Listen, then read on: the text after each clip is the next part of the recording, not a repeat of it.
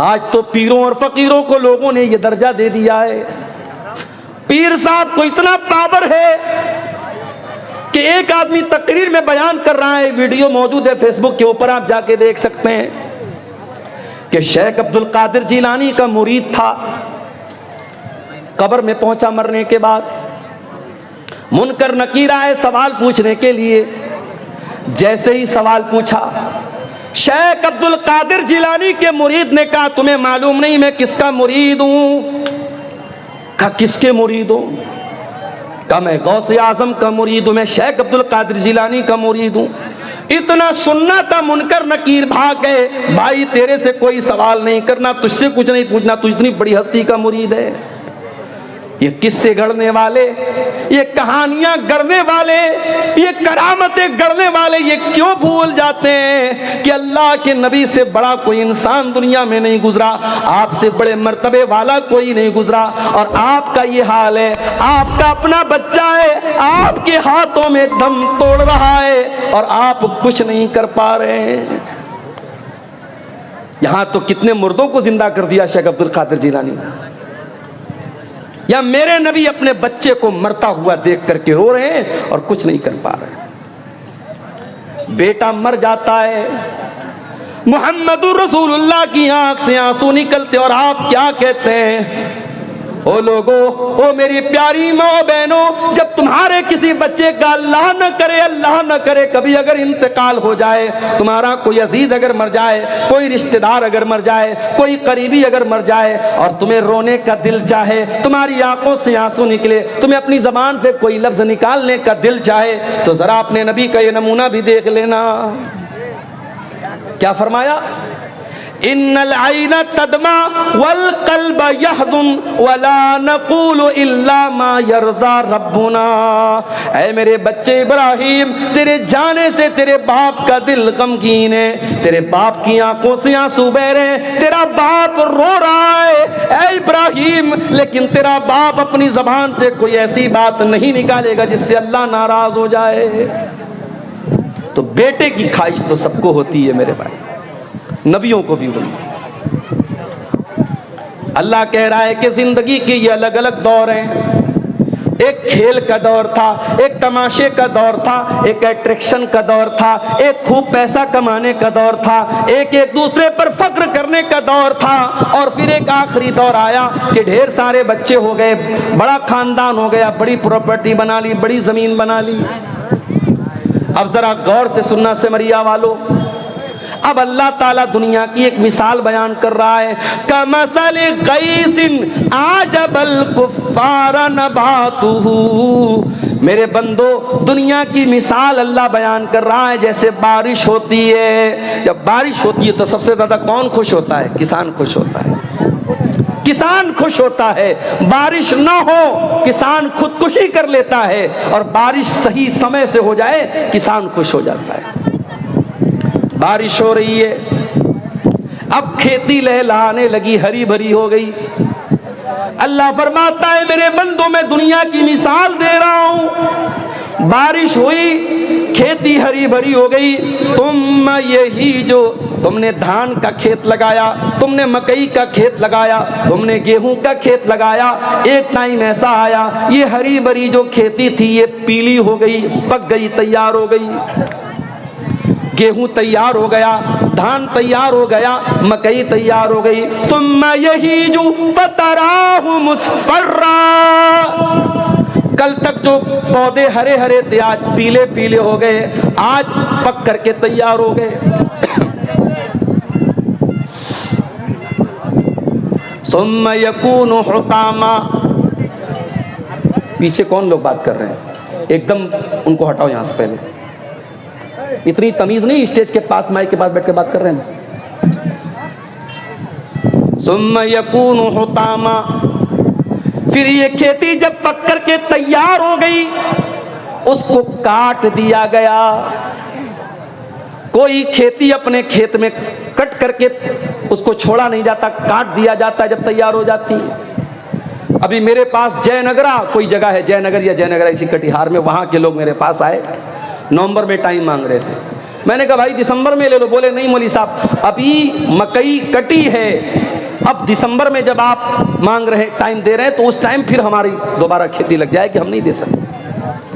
खेती का समय होता, मैं किसान नहीं हूं, मैं खेती नहीं करता हूं, लेकिन खेती करने वालों के साथ रहते हुए इतना जान गया हूं कि खेती करने का एक टाइम है, खेती काटने का एक टाइम है। खेती तैयार तो फिर उसको कोई रोकता नहीं, खेती को काट लिया जाता है। अल्लाह फरमाता है सुम्मा यकूनु हुतामा, फिर खेती को काट लिया जाता है। ऐ मेरे बंदो, तुम्हारी दुनिया की जिंदगी भी ऐसी ही है। तुम्हारी जवानी जब होती है तुम हरे भरे होते हो, फिर बुढ़ापा आता है, 40 साल के हो गए, 50 साल के हो गए, अब तुम पक चुके हो, पीले पड़ चुके हो। कभी देखा है आपने बॉलीवुड की बड़ी बड़ी हीरोइनें जो एक एक करोड़ कितने कितने करोड़ रुपए लेती हैं फिल्मों के, जब इनकी जवानी ढल जाती है, इनके बाल सफेद हो जाते हैं, फिर उनको कोई नहीं पूछता है। उम्र खत्म हो गई, अट्रैक्शन खत्म, सौंदर्य खत्म, ब्यूटी खत्म। इंसान जब बूढ़ा होने लगता है उसके जिस्म की फिटनेस खत्म होने लगती है। कोई लाखों में हजारों में कोई एक होता है जो बहुत ज्यादा कसरत करता हो, बहुत ज्यादा जिम जाता हो, बहुत ज्यादा अपनी ग़िज़ा पे ध्यान देता हो, तो वो भी 50 साल तक 55 साल तक अपने आप को मेंटेन रखेगा। फिर उसके बाद तो उस पर भी बुढ़ापा आना है ना भाई। बुढ़ापे की कोई दवा नहीं है, बुढ़ापे का कोई इलाज नहीं। अल्लाह फरमाता है मेरे बंदो तुम कल तक हरे भरे थे, आज बुढ़ापा आ गया, पक गए। सुम्मा यकूनु हुतामा, और जिस तरीके से खेती जब पक जाए तो खेती को काट लिया जाता है। ऐ मेरे बंदो, एक दिन ऐसा आएगा, मौत का फरिश्ता आएगा और तुम्हें काट डालेगा, तुम्हें खत्म कर देगा। इसी गांव के एक साहब ने बताया, 2 साल का बच्चा तालाब में डूब करके इंतकाल कर जाता है, माँ बाप सब्र करने के सिवा कुछ नहीं कर पाते। इसी कटिहार के एक भाई ने बताया, उनके वालिद रास्ते से जा रहे थे, बाइक से एक्सीडेंट होता है, वालिद साहब ऑन द स्पॉट इंतकाल कर जाते हैं। कितने हादसे अपनी आंखों से हम देखते हैं, कितने जवानों के जनाजे अपने हाथों से हम उठाते हैं। मरने वाले बच्चे भी होते हैं, मरने वाले जवान भी होते हैं, मरने वाले बूढ़े भी होते हैं। मौत का फरिश्ता कभी ये देख के नहीं आता कि आपकी उम्र हो गई कि नहीं। मौत का फरिश्ता अल्लाह के हुक्म से आता है। सुम्मा यकूनु हुतामा, एक दिन तुमको कट जाना है, मर जाना है, दुनिया से चले जाना है। कब तक रहना है नहीं पता, 40 साल भी रह सकते हो, 50 साल भी रह सकते हो सकता है कि कल की सुबह का सूरज भी तुम न देख पाओ। मेरे बंदो, ये दुनिया की जिंदगी खत्म हो जाएगी। व फिल आखिरति अज़ाबुन शदीदुन व मग़फ़िरतुम मिनल्लाहि व रिज़वान, और जब अल्लाह ताला के पास जाओगे तो वहां 2 रास्ता है, एक तरफ अल्लाह का अज़ाब है, एक तरफ जहन्नम की आग है, और दूसरी तरफ अल्लाह ताला की नेमत है, अल्लाह की जन्नत है, अल्लाह की रजा है। अब तुम तय कर लो तुमको जन्नत में जाना है कि जहन्नम में जाना है। तुम तय कर लो, तुम डिसाइड कर लो, तुम फाइनल कर लो। वमल हयातुद दुनिया इल्ला मताउल गुरूर, और ये दुनिया की जिंदगी जिस पर तुम इतना फख्र करते हो, इतना नाज करते हो, जिस दुनिया की जिंदगी के लिए तुम कितना हराम काम करते हो, कितना नाजायज काम करते हो, ये दुनिया तो धोखे का सामान है। दुनिया तो धोखा है, धोखा। बड़े बड़े बादशाहों ने जब महल बनाया तो क्या ये सोच के बनाया कि मैं मर जाऊंगा? नहीं। फिरौन इतना बड़ा बादशाह, मूसा अलैहिस्सलाम बात करने के लिए आए तो फिरौन कह रहे चुप, तू बात मत कर। तो इससे मैं क्यों बात करूं, तू है कौन? मूसा अलैहिस्सलाम ने कहा मैं अल्लाह का रसूल हूं। कहा कि अरे जाओ, तुम रसूल बन गए, मैं जानता नहीं क्या तुमको, मेरे महल में तुम पले बड़े हो, मैं जानता हूं, तू तो ढंग से बात नहीं कर सकते हो, तुम क्या नबी बनोगे? फिरौन ने हजरत मूसा का मजाक उड़ाया, क्योंकि मूसा अलैहिस्सलाम बचपन में एक आग की चिंगारी से उनकी जबान कट गई थी, इसलिए उनकी जबान में लड़खड़ाहट थी। अल्लाह की कुदरत देखो, जिस पैगंबर की जबान में लड़खड़ाहट है उस पैगंबर को अल्लाह ताला आसमान पहाड़ पे बुलाता है, कूहे तूर पे बुलाता है और उस पैगंबर से अल्लाह कलाम करता है, बातचीत करता है। और जब मूसा अलैहिस्सलाम से अल्लाह ताला ने कलाम किया तो मूसा अलैहिस्सलाम दुआ करते हैं, रब्बिश्रह ली सदरी वयस्सिर ली अमरी वहलुल उक़दतम मिन लिसानी यफ़क़हू क़ौली। परवरदिगार मेरे सीने को मेरे लिए खोल दे, मेरे मामले को मेरे लिए आसान बना दे, और अल्लाह मेरी ज़बान की लुकनत को दूर कर दे, मेरी ज़बान की गिरे को दूर कर दे, मेरी ज़बान की लड़खड़ाहट को दूर कर दे, यफ़क़हू क़ौली, ताकि लोग मेरी बात को समझ सकें। तो फिरौन ने मजाक उड़ाया, कहा अरे जाओ, तुम क्या बात करोगे। अल्लाह का मजाक उड़ाया, मूसा अलैहिस्सलाम का मजाक उड़ाया। कहा कि ए मूसा, मैं इतना बड़ा बादशाह हूं, हाज़िहिल अनहारु तजरी मिन तहती, ये बड़ी बड़ी नदियां, ये दरियाए नील, ये दरियाए कुलजुम, ये बड़ी बड़ी नदियां, ये बड़े बड़े दरिया मेरे महल के नीचे से जाते हैं। इन दरियाओं का मैं मालिक हूं, इन नदियों का मैं मालिक हूं। अल्लाह ने कहा अच्छा, तो तुझे अपनी ताकत पे बड़ा नाज है, अपनी बादशाहत पे बड़ा नाज है, अपनी नदियों पे बड़ा नाज है, आ मैं तुझे तेरा अंजाम चखाता हूं। मूसा अलैहिस्सलाम जाने लगे, पीछे फिरौन पीछा कर रहा है, मूसा अलैहिस्सलाम ईमान वाले लोगों को लेकर के जा रहे हैं। सामने दरिया आ जाता है, मूसा अलैहिस्सलाम के साथी कहते हैं इन्ना लमुदरकून, ऐ मूसा अब तो हम अरेस्ट हो जाएंगे, गिरफ्तार हो जाएंगे, पकड़ लिए जाएंगे। सामने पानी है और पीछे फिरौन का लश्कर है। अभी हालात आप देख रहे हैं मुल्क के, क्या हो रहा है, जुल्म की कितनी इंतहा हो रही है। जुल्म करने वाले कल तक जब आवाम से उनका ताल्लुक था तब तक हम इंसाफ की अदालतों में जाकर के इंसाफ के लिए हम दरवाजे खटखटा सकते थे, मगर जब जुल्म का कोड़ा इंसाफ करने वालों के हाथ में आ जाए, हुकूमत करने वालों के हाथ में आ जाए और जो जालिम है वही मुनसिफ बन जाए, तो फिर मजलूम फरियाद करे तो भी किससे करे, मजलूम जाए तो किसके पास जाए। दंगा करने वाला, फसाद करने वाला कौन, सारी दुनिया को मालूम है। किसके जुलूस में मां बहन की गालियां दी गई, वीडियो मौजूद है, जमाना शाहिद है। मगर आज हिंदुस्तान की तारीख लिखने वाला लिखेगा कि जुल्म की तारीख कैसे लिखी जा रही थी, किस तरीके से मजलूमों के घर गिराए जा रहे थे, किस तरीके से मजलूमों के बच्चों और औरतों पर जुल्म किया जा रहा था। याद रखो मेरे भाइयों, अल्लाह का कानून याद रखो, अल्लाह की सुन्नत याद रखो। अल्लाह अपनी धरती पर कभी जालिमों को बरकरार नहीं रखता, जालिमों की हुकूमत को बरकरार नहीं रखता। अल्लाह ने इस धरती पर मुशरिक और कुफ्र करने वालों की हुकूमतों को बरकरार रखा है, मगर जालिम को अल्लाह ने जड़ से उखाड़ के फेंक दिया। हर जालिम अपना अंजाम याद रखे।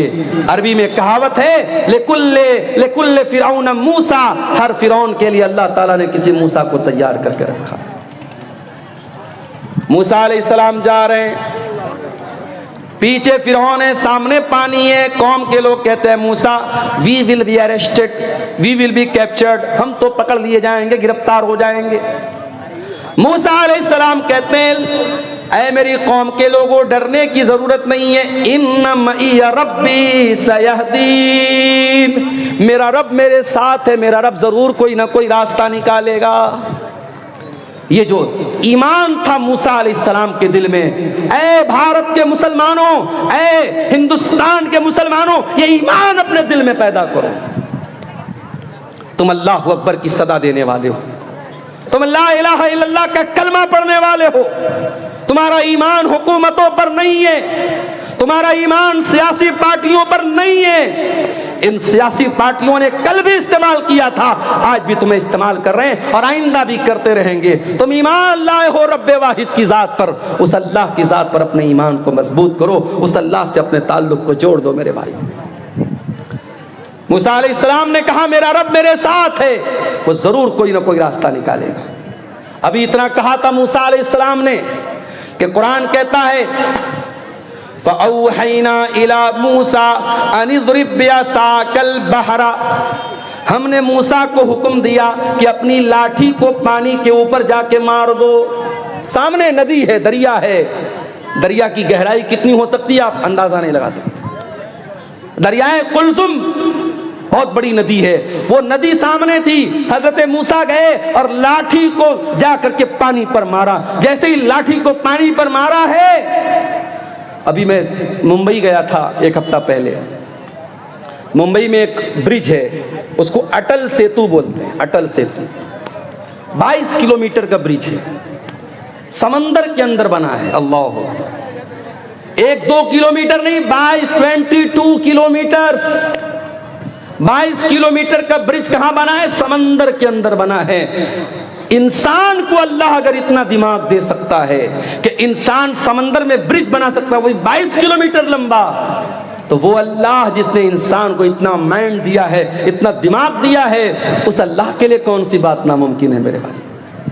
मूसा अलैहिस्सलाम ने लाठी को मारा, न कोई इंजीनियर आया, न कोई नक्शा बना, न कोई पिलर खड़ा हुआ, बीच में रास्ता बन गया। पानी, एक तरफ का पानी इधर रुक गया, एक तरफ का पानी उधर रुक गया, और बीच में रास्ता बन गया। अब मूसा अलैहिस्सलाम अपने साथियों को लेकर चल पड़े। जरा इमेजिन करो, तसव्वुर करो, दोनों तरफ पानी रुका हुआ है और मूसा अलैहिस्सलाम बीच में जा रहे हैं अपने साथियों के साथ। फिरौन ने देखा मूसा जा रहे हैं, उनके साथ ईमान वाले जा रहे हैं और पानी बीच में रुका हुआ है, बीच में रास्ता बना हुआ है। फिरौन ने अपने लश्कर से कहा चलो तुम भी इसी रास्ते पर चलो। फिरौन भी चल पड़ा, फिरौन का लश्कर भी चल पड़ा। मूसा अलैहिस्सलाम और ईमान वाले नदी को पार कर गए। जब उस पार चले गए, अल्लाह ने पानी को मिला दिया, पानी को मिला दिया अल्लाह ने। और जैसे ही पानी को मिला दिया, फिरौन डूब गया। फिरौन के तमाम लश्कर के लोग डूब गए। जब फिरौन डूबने लगा तो कहता है आमनतु बिल्लज़ी आमनत बिही बनु इसराइल, ऐ अल्लाह मैं तेरे ऊपर ईमान लाता हूँ, मैं तौबा कर रहा हूँ, ऐ अल्लाह मैं उस अल्लाह के ऊपर ईमान लाता हूँ जिस पर बनी इसराइल ईमान रखते हैं।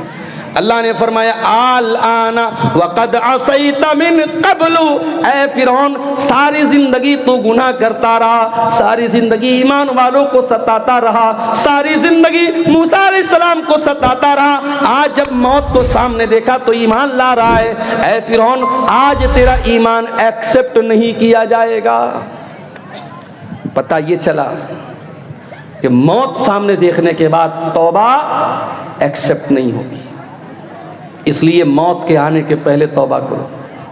जितना दान करना है, जितना नेकी का काम करना है, मौत देखने के पहले कर लो। मौत देखने के बाद तौबा करोगे, तौबा कबूल नहीं। कभी किसी मरने वाले को देखा है? मरने वाले की आंखें उठ जाती है, वो जब मौत के फरिश्ते को देखता है ना, कांप जाता है, उसकी आंखें पथरा जाती है। मौत जब सामने आ जाए, हम जब किसी को मरते हुए देखते ना तो उसकी बोली बंद हो जाती है, उसकी बातचीत बंद हो जाती है, यानी अब उसने मौत को देख लिया, अब तौबा करेगा तो तौबा का कोई मतलब नहीं। तो मौत को देखने के पहले तौबा करो। फिरौन भी मौत को देख करके तौबा कर, अल्लाह ने कहा तेरी तौबा कबूल नहीं होगी। इतने बड़े बड़े महल फिरौन ने बनाए थे, कितने बड़े बड़े बागात थे, कितने बड़े बड़े महल थे, नदियां थी, नहरें थी, तालाब थे, स्विमिंग पूल थे। अल्लाह फरमाता है कम तरकू मिन जन्नातिन व उयून व ज़ुरूइन व मकामिन करीम व नामतिन कानू फीहा फाकिहीन कज़ालिका व औरथनाहा कौमन आखरीन। फिरौन के पास कितने बड़े बड़े बागात थे, महल थे, कितने ऐशो आराम से रहा करता था। आज उसके महल में कोई और रह रहा है, उसके बाग का फल कोई और खा रहा है, उसकी नहर का पानी कोई और पी रहा है। फमा बकत अलैहिमुस समाउ वल अर्दु वमा कानू मुनज़रीन। आज फिरौन मर गया, न आसमान रो रहा है, न जमीन रो रही है, कोई रोने वाला भी नहीं, कोई आंसू बहाने वाला भी नहीं है। ऐसी मौत हुई, कोई आंसू बहाने वाला भी नहीं। ऐसी मौत मत मरो मेरे भाई, मरना तो सबको है। ये जमीन, ये जायदाद, ये प्रॉपर्टी सब यहीं रह जाएगी। इस दुनिया की कोई हकीकत नहीं है। वमल हयातुद दुनिया इल्ला मताउल गुरूर। ये दुनिया धोखे का सामान है, बहुत धोखेबाज है दुनिया। इंसान गुनाह करता है, उसे लज्जत मिलती है, उसे मजा आता है। मोबाइल पर गंदा वीडियो देखा, मजा आया। किसी लड़की को छेड़ दिया, मजा आया। शराब के 2-4 पैग लगा लिए, मजा आया। जिना कर लिया, मजा आया। मगर 10 मिनट के बाद, 1 घंटे के बाद, 1 दिन के बाद गुनाह का ये खुमार उतरेगा, तब एहसास होगा मैंने क्या कर दिया, मैंने क्या कर दिया, मैंने किसको नाराज कर दिया, मैंने ये क्या कर दिया। एहसास होगा मेरे भाई। अगर दिल में ईमान है, गुनाह के बाद एक न एक बार एहसास होगा। गुनाह के अंदर लज्जत है, गुनाह के अंदर मजा है, मगर गुनाह इंसान को बर्बाद कर देता है। इस दुनिया के चक्कर में पड़ के तुम गुनाह कर रहे हो, दुनिया की औरतों के चक्कर में पड़ के जवानी बर्बाद कर रहे हो। अरे चक्कर में पड़ना है तो जरा जन्नत की औरतों के चक्कर में पड़ो। अगर तैयारी करना है तो जन्नत की नेमतों के लिए करो। दुनिया की औरतों के साथ, दुनिया की लड़की, अभी मैं पटना गया था, एक सफर था मेरे, हमारे एक दोस्त थे साथ में। पटना की मार्केट में मैंने देखा एक नकाब पोश लड़की, बुर्का वाली लड़की गैर मुस्लिम लड़के के साथ टहल रही है। हमारे एक साथी थे बनारस के। मैंने कहा देखो भाई ये क्या हो रहा है। बोले मौलाना कोई हैरत की बात नहीं है। मैंने कहा क्यों? कहा ये टाइम पास है। लड़की को भी पता है कि मैं टाइम पास कर रही हूं, लड़के को भी पता है मैं टाइम पास कर रहा हूं। दोनों सीरियस नहीं है, घूम रहे हैं। ऐसा भी होता है कि लड़की एक लड़के के साथ सुबह घूम रही है, दोपहर में दूसरे लड़के के साथ घूम रही है, शाम को तीसरे लड़के के साथ घूम रही है। ये चल रहा है, टाइम पास हो रहा है। ये औरतें हैं दुनिया की, ये लड़कियां हैं दुनिया की। और जन्नत की औरतें कैसी होंगी? लम यतमिसहुन्ना इंसुन क़ब्लहुम वला जान। जन्नत की औरतें इतनी पाक दामन होंगी, इतनी पाक साफ होंगी, उनको किसी इंसान ने कभी टच न किया होगा, कभी छुआ नहीं होगा।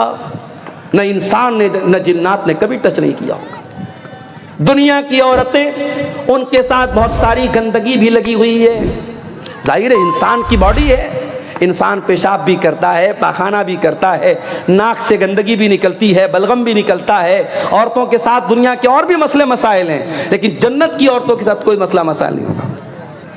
वलहुम फीहा अज़वाजुम मुत्तहरतुन। दुनिया की औरतों के साथ तो बहुत सारे मसाइल और गंदगियां हैं, लेकिन जन्नत की औरतें बिल्कुल पाक और साफ होंगी। अब्दुल्लाह इब्न अब्बास इस आयत की तफसीर में कहते हैं ला यहिज़ना, जन्नत की औरतों को पीरियड नहीं आएगा। वला युहदिसना, उनको पेशाब व पाखाना की हाजत न होगी। वला यतनखमना, उनको थूक और बलगम की गंदगी नहीं होगी।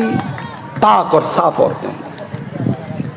दुनिया में जो औरत दुपट्टा ओढ़ती है, ओढ़नी ओढ़ती है, पर्दा करती है, समझ जाओ कि वो जन्नती औरत है, इसलिए कि जन्नत की औरत के सर पर भी दुपट्टा होगा।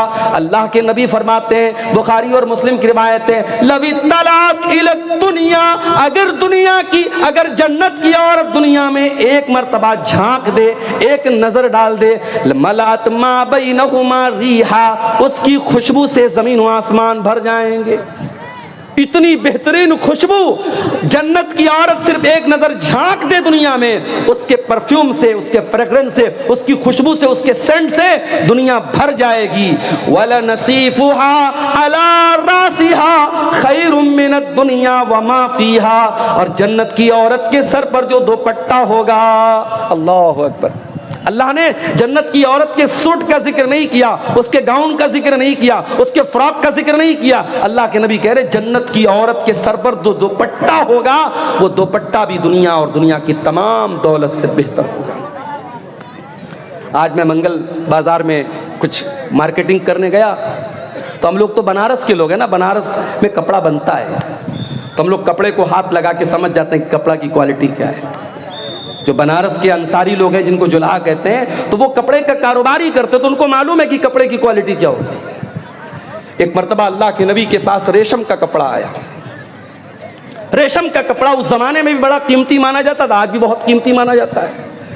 बनारस में आप जाएंगे साड़ी की मार्केट में, 500 रुपये की साड़ी भी है, 50,000 रुपये की भी साड़ी है।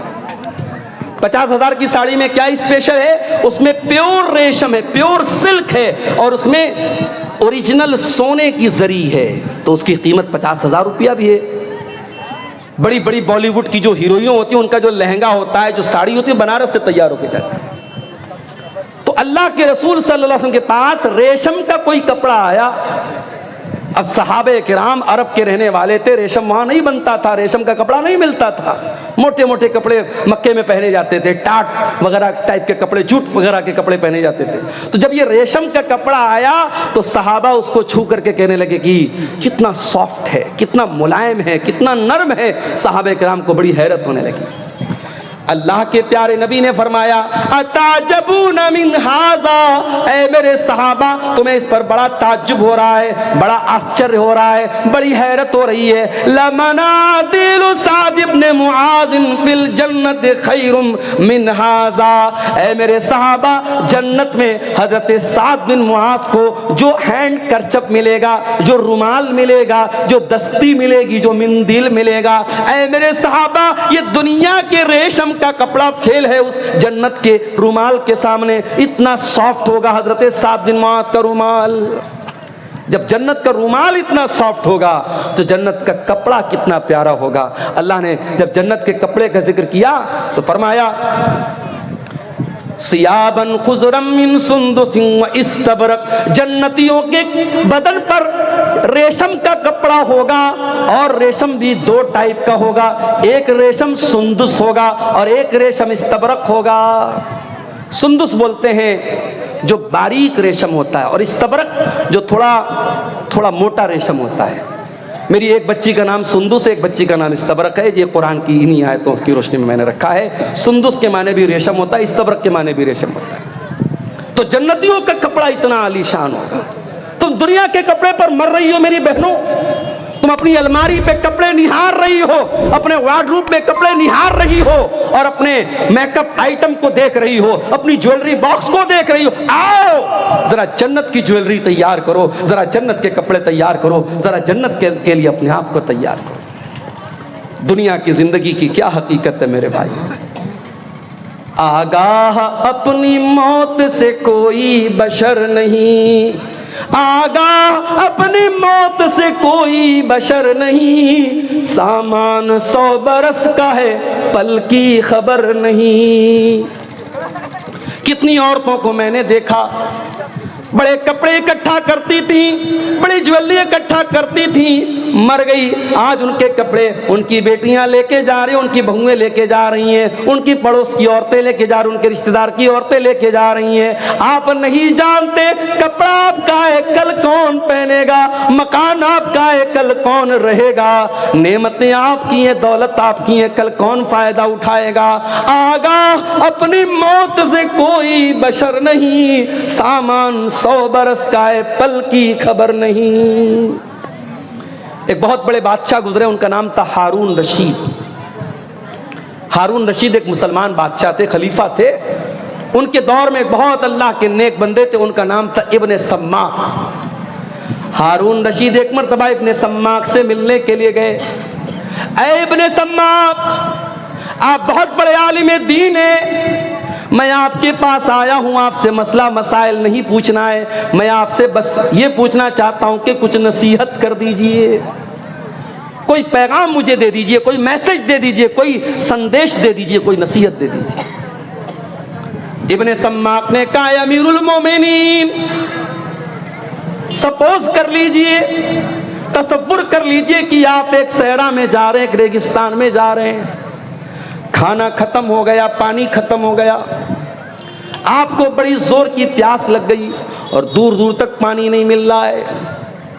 आप जैसे जैसे आगे बढ़ रहे हैं, आपका गला सूख करके कांटा हो रहा है और प्यास से आपका बुरा हाल हो रहा है। इतने में एक आदमी आता है और उसके पास एक प्याला पानी है। उसने कहा, ऐ खलीफा, मैं आपको एक प्याला पानी देने को तैयार हूं, शर्त यह है कि आप अपनी आधी बादशाहत मुझे दे दें। तो ऐ बादशाह सलामत, ऐ अमीरुल मोमिनीन, क्या आप अपनी बादशाहत को बचाएंगे या उसको बादशाहत दे करके पानी ले लेंगे? हारून रशीद ने थोड़ी देर सोचा, कहा कि ऐ इब्ने सम्माक, मैं बादशाहत दे दूंगा, पानी ले लूंगा, क्योंकि जान बचाना जरूरी है, मेरी जान जा रही है प्यास के मारे, मैं आधी बादशाहत दे दूंगा और पानी ले लूंगा।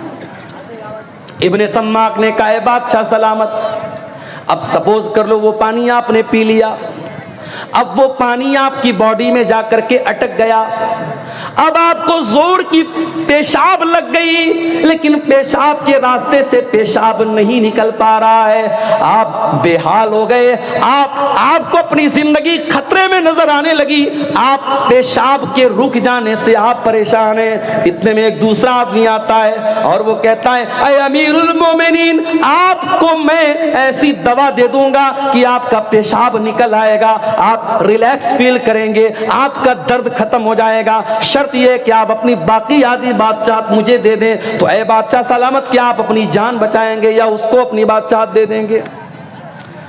हारून रशीद ने कहा कि मैं अपनी आधी बादशाहत दे दूंगा और उससे वो दवा ले लूंगा ताकि मेरा पेशाब हो जाए, मेरी तकलीफ दूर हो जाए, मेरी जान बच जाए। इब्ने सम्माक ने कहा, बस ऐ हारून रशीद, फंजुर या अमीरल मोमिनीन इला मुल्की का हाजत तवील वल अरीस, ऐ बादशाह सलामत, इतनी लंबी चौड़ी आपकी बादशाहत है, ला तुसावी शरबतन व बउलतन, इतनी बड़ी बादशाहत की क्या हैसियत है कि पेशाब के चंद कतरे और पानी के चंद कतरों की वैल्यू आपकी सारी हुकूमत के बराबर है। ऐ बादशाह सलामत, कभी इस हुकूमत पर नाज न करना, कभी गुरूर न करना, अगर वक्त पड़ गया तो पानी के चंद कतरों के बराबर आपकी बादशाहत है और पेशाब के चंद कतरों के बराबर आपकी बादशाहत है। मेरे भाइयों, ये है दुनिया की हकीकत। दुनिया के पीछे मत मरो मेरे भाइयों। हर जुमा के दिन आप सुनते हैं इमाम साहब सूरह आला की तिलावत करते हैं, बल तुसिरूनल हयातद दुनिया वल आखिरतु खैरुम व अबका। मेरे बंदो, तुम दुनिया की जिंदगी को तरजीह देते हो, तुम दुनिया की जिंदगी को ऊपर रखते हो, जबकि आखिरत की जिंदगी ज्यादा बेहतर और ज्यादा बाकी रहने वाली है। तुम्हें तो आखिरत की तैयारी करना चाहिए। अब सवाल पैदा होता है कि क्या हम दुनिया में ना रहें, दुनिया का हक अदा ना करें, बीवी का हक अदा ना करें, बच्चों का हक अदा ना करें? नहीं, ये इस्लाम की तालीम नहीं है। हमें दुनिया में रहना है, हमें बीवी का हक भी अदा करना है, हमें बच्चों का हक भी अदा करना है, हमें माँ बाप का हक भी अदा करना है, लेकिन हमें दिल नहीं लगाना है दुनिया से। जगह जी लगाने की दुनिया नहीं है, ये इबरत की जा है, तमाशा नहीं है। दिल लगाओ तो जन्नत से लगाओ, दिल लगाओ तो आखिरत से लगाओ। दुनिया दिल लगाने का ठिकाना नहीं है। दुनिया में कैसे रहना है? अल्लाह के प्यारे नबी अब्दुल्ला इब्ने उमर का कंधा पकड़ करके कहते हैं, कुन फिद दुनिया कन्नका गरीब। ऐ अब्दुल्ला, दुनिया में ऐसे जिंदगी गुजारो जैसे परदेसी जिंदगी गुजारता है। बिहार के बहुत सारे लोग बंबई में रहते हैं, बंबई में दंगा हो जाता है, फसाद हो जाता है, तो बंबई में जो बिहार का रहने वाला, यूपी का रहने वाला, बंगाल का रहने वाला आदमी है, वो डर जाता है कि यार मेरा तो यहाँ कोई नहीं है, ये तो परदेश है, मेरा गांव नहीं है, मेरा इलाका नहीं है, मेरा क्या होगा।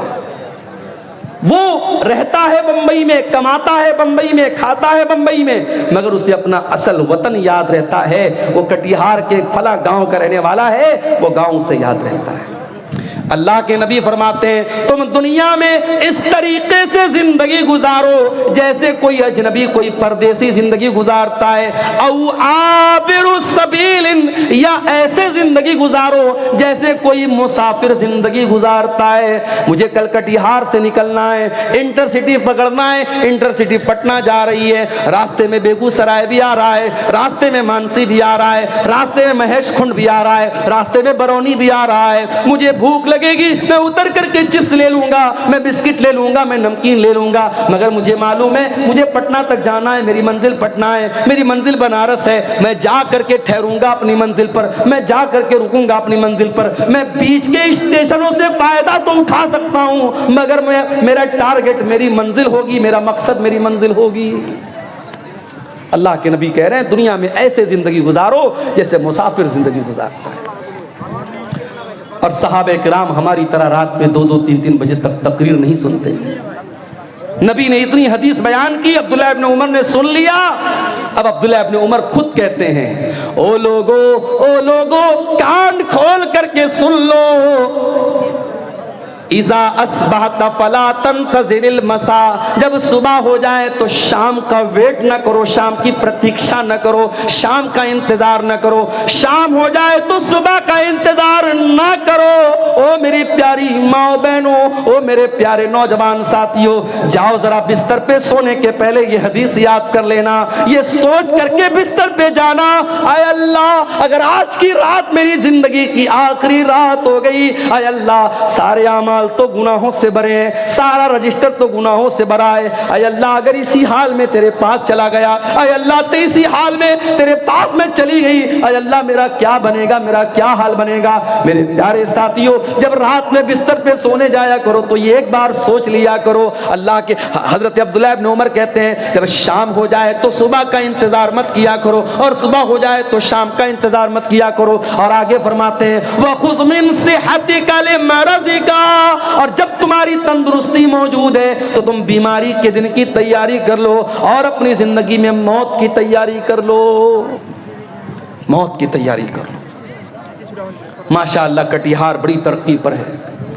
मैं आज मार्केट में गया, हमारे कुछ दोस्त लोग भी साथ में थे, कितने बड़े बड़े रेस्टोरेंट बन गए। स्टेशन के सामने एक छोटा सा होटल था, बिस्मिल्लाह होटल, आज गया तो देखा बहुत बड़ा सा रेस्टोरेंट बना है, इसका नाम है तंदूरी महल। बड़े बड़े होटल खुल रहे हैं कटिहार में। अभी हैदराबाद में गया था, 1-2 महीना पहले मेरा सफर था, कुछ साथियों के साथ रात में निकला, मेरा ख्याल है कि रात के 12 या 1 बज रहे थे। दोस्तों ने कहा चलिए मौलाना आपको चाय पिलाते। मैंने कहा यार 12-1 बज रहा है, चाय मिलेगी? बोले चलिए आप हैदराबाद में। हैदराबाद में चाय की एक बहुत बड़ी दुकान है, नाम नोट कर लो, कभी जाना तो चाय पी लेना, नीलोफर होटल। नीलोफर नाम है, लड़की का नाम नहीं बता रहा, होटल का नाम बता रहा हूं, नीलोफर। रात के 1 बजे मैं गया साथियों के साथ। मैं सोचा यार रात का 1 बजा है, 2-4 लोग वहां होंगे। गया तो वो भीड़ है, रश है, मर्दों का, औरतों का, लड़कों का, लड़कियों का, मुसलमानों का इलाका है, मुस्लिम मेजॉरिटी इलाका है, और रश भरा पड़ा है। तो अब हैदराबाद शहर है भाई, खाने पीने का शहर है। अब कटिहार में भी वो चीजें आ रही हैं, पूर्णिया में वो चीजें आ रही, तरक्की पर है जमाना। जमाना तरक्की पर तो है मेरे प्यारे साथियों, लेकिन ये बात याद रखो, तरक्की का मतलब ये नहीं है कि आप अपने अल्लाह को भूल जाएं। 4 पैसे आ गए, स्टैंडर्ड बन गए, घर में स्टैंडर्ड बन आ गया, इसका मतलब ये नहीं कि आपके घर की औरतें पर्दा करना बंद कर दें। स्टैंडर्ड बन गए तो कुरान पढ़ना बंद कर दो, ऐसा नहीं है मेरे भाई। कब्र के अंदर यही कुरान आपके काम आएगा। मैं नहीं मना करता तुम अपने बच्चों को मेडिकल की तालीम दो, मैं मना नहीं करता। अपनी बच्चियों को तुम आला तालीम दो, मैं मना नहीं करता। मगर वल्लाह मेरा कलेजा दुखता है जब कटिहार के बड़े बड़े कॉलेजों में मुसलमान लड़की चेहरा खोल करके बेपर्दगी के साथ अपने बॉयफ्रेंड के साथ, अपने बैचमेट के साथ, अपने क्लासमेट के साथ घूम रही है, पार्कों में घूम रही। तो तकलीफ होती है कि ये कौम तालीम हासिल कर रही है, इस कौम की लड़कियां तालीम हासिल कर रही हैं या बेहयाई कर रही हैं, बेपर्दगी कर रही हैं। हालात ये हैं, लड़की 8-9 साल की होती है, लड़का 10-12 साल का होता है। अभी लड़का बहुत छोटा है, लड़की बहुत छोटी है। अभी दुनिया की बहुत सारी बातें उनको मालूम भी नहीं है, मगर यूट्यूब ने उनको सिखा दिया है, फेसबुक ने उनको सिखा दिया है, इंस्टाग्राम ने उनको सिखा दिया है। 9-9 साल की लड़कियों के भी बॉयफ्रेंड मौजूद हैं, 10-12 साल के लड़कों की गर्लफ्रेंड मौजूद है। मैं इसी समाज की और इसी मुआशरे की हकीकत आपको बता रहा हूं मेरे भाई। वल्लाह मेरे प्यारे नौजवान साथियों, मेरी बहनों, दुनिया की ये तालीम आप हासिल कीजिए। मगर अकबर इलाहाबादी का वो शेर मैं आपको सुनाता हूँ। तुम शौक से कॉलेज में पढ़ो, चरख पे झूलो, जायज है गुब्बारों में उड़ो, चरख पे झूलो, बस एक सुखन बंद है आजिज कर है याद, अल्लाह को और अपनी हकीकत को न भूलो। आप कितने बड़े कॉलेज में भी पढ़ लीजिए, लेकिन आपको यह नहीं भूलना है कि आप मुसलमान हैं। अल्लाह की कसम, कर्नाटक की वो लड़की जो नकाब में स्कूल जा रही थी, कॉलेज जा रही थी, और दंगाइयों ने और फसादियों ने उसको देख करके नारा लगाया था, और उस लड़की ने जिसका नाम मुस्कान था, उसने नारे तकबीर की सदा बुलंद की थी, अल्लाह अकबर कहा था। सारी दुनिया के मुसलमानों ने उस लड़की पर फख्र किया था। और आज भी बड़े बड़े कॉलेजों में जो लड़की नकाब में रहती है, अपनी हया से समझौता नहीं करती, अपने पर्दे से समझौता नहीं करती, वो प्राइम मिनिस्टर से भी डिग्री लेने जाती है तो नकाब में जाती है। ऐसी लड़कियों पर हमें फख्र है मेरे भाइयों, ऐसी बहनों पर हमें फख्र है। तालीम हासिल करो, मगर कुरान की भी तालीम हासिल करो। ये मदरसे, ये छोटे छोटे मदरसे आज सीमांचल में तरस रहे हैं, इनका इंफ्रास्ट्रक्चर देख लो। मैं कितने मदरसों में जाके देखा मैंने कि टीन का शेड लगा हुआ है और कच्ची जमीन है, बच्चे बेचारे उस पर पढ़ रहे। किशनगंज में एक मदरसे में मैं गया, बेहतरीन तालीम हो रही है, अच्छी पढ़ाई हो रही है, मगर इंफ्रास्ट्रक्चर नहीं है। ये बड़े बड़े नेता आते हैं हमारे यहाँ, इन मिनिस्टरों से, इन नेताओं से, इन एमपीज और एमएलए से कहो कि इन मदरसों को भी थोड़ा ध्यान दें। आज कितने मदरसे मेरे भाइयों, न उनके पास इंफ्रास्ट्रक्चर है, न उनके पास टीचरों के को देने की ढंग की सैलरी है। बेचारे साल में एक जलसा करते हैं, और जलसे में भी जो लोग आते हैं तकरीर सुनते हैं, कितने लाख रुपये का जलसे पे खर्च हो जाता है, और आखिर में जो बचत होती है मदरसे वालों को बहुत थोड़ी सी बचत होती है। ये तकलीफ की बात है मेरे भाइयों, ये दर्द की बात है। इन मदरसों में पढ़ने वाले, कुरान पढ़ने वाले बच्चों को हकीर समझते हैं हम। वल्लाह इन्हें हकीर मत समझो। तुम डॉक्टर बन जाओ, तुम इंजीनियर बन जाओ, तुम आईएएस ऑफिसर बन जाओ, मुबारक हो तुम्हें। ये कुरान पढ़ने वाले, ये दुबले पतले बच्चे, ये पतली दाल पीने वाले बच्चे, ये बगैर छिला हुआ आलू खाने वाले बच्चे, ये जागीर का खाना, अपनी इज्जत और खुददारी को कुचल कर घरों से ले जाके टिफिन लेकर खाना लाने वाले ये बच्चे, इन्हें हकीर मत समझो मेरे भाइयों। अल्लाह के नबी फरमाते हैं, खैरुकुम मन तअल्लमल कुरान व अल्लमहु, तुम में सबसे बेहतरीन इंसान वो है जो कुरान को सीखता है और कुरान को सिखाता है। कब्र में यही कुरान आपके काम आएगा। कब्र में मुनकर नकीर आएंगे, पूछेंगे मन रब्बुका, तेरा रब कौन है? तू कहेगा मैं इंटर पढ़ के आया हूँ, मैं ग्रेजुएशन करके आया हूँ, मैंने BCA किया, मैंने MCA किया, मैंने नीट निकाला, मैंने फला एग्जाम पास किया। फरिश्ता पूछेगा मन नबियों का, तेरे नबी कौन है? माँ दीनों का, तेरा दीन क्या है? अगर आपने दुनिया की सारी तालीम हासिल की है, अगर आपने रब का कुरान नहीं पढ़ा है, अगर आपने मोहम्मद रसूलुल्लाह की हदीसों को नहीं पढ़ा है, कुरान और सुन्नत को नहीं पढ़ा है, आप मुनकर नकीर के सवाल का जवाब नहीं दे पाएंगे। उस सवाल का जवाब अगर चाहिए तो कुरान पढ़ना पड़ेगा, हदीसों को पढ़ना पड़ेगा।